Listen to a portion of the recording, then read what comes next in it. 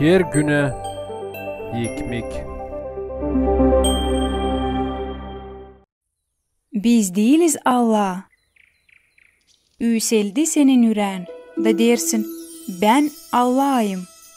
Yezekil 28. baş 2. yer.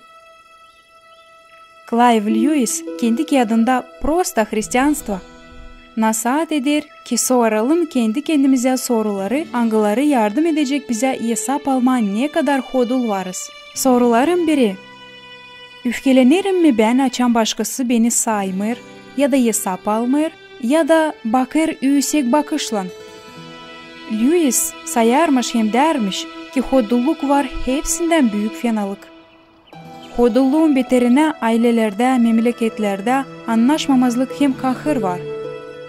Bu bir büyük ruh hastalığı. Hangisi yok eder sevgili hem fikirliliği insanın yüreğinde.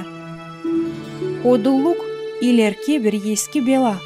Ta prorok Yezekil aşırısı Allah söylermiş Tir kasabanın padişahına ki hodulluk beterine o kaybedecek padişahlığını.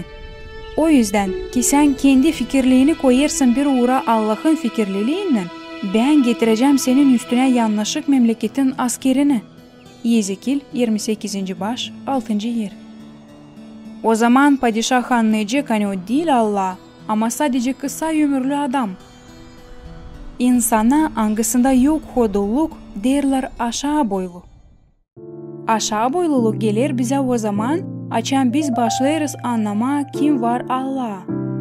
Lewis dermiş hani açan biz yaklaşırız yaratıcımıza, oluruz şaşılacak aşağı boylu. Hem kurtularız yanlış fikirlerden.